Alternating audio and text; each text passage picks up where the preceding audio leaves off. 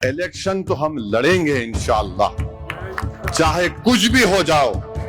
जीत हार तो अल्लाह के हाथ में है। कम से कम मैं खबर में जाने से पहले ये तिश्नगी लेकर नहीं जाऊंगा, अरे मैं लड़ा क्यों नहीं।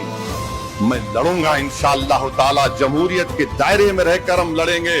तुम्हारी नींद को हराम करेंगे, क्योंकि तुमने बर्बाद कर दिया।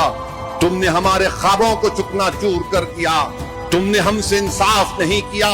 तुमने हमको मार्जिनलाइज करके रख दिया। अब वो जमाना खत्म हो गया मार्जिनलाइजेशन का। अब लड़ाई होगी हिस्सेदारी की, अब लड़ाई होगी लीडरशिप की, अब लड़ाई होगी नेता बनाने की, अब लड़ाई होगी मजलूमों से इंसाफ की। और उसी वक्त होगा जब हम चुनाव लड़ेंगे। मुझे कई यूपी के लोग बोलते रहे, साहब कितने लड़ रहे यूपी में। मैं बोला आपको क्यों फिक्र। बोले नहीं कम लड़ो। मैं बोला कम और बढ़ के का सवाल नहीं है, हम लड़ेंगे तो जीतेंगे ना। मिला आप लड़के क्या बीजेपी को रोक पाए। 17 हार गए, 19 हार गए, 22 हार गए। आप मेरे को बोल रहे कम लड़ो। हम जब लड़ते तो ना सामने दुश्मन की ताकत को देखते, ना हम कम ताकत से लड़ते। जो ताकत अल्लाह हमको दिया हम उसको पूरा इस्तेमाल करके लड़ते।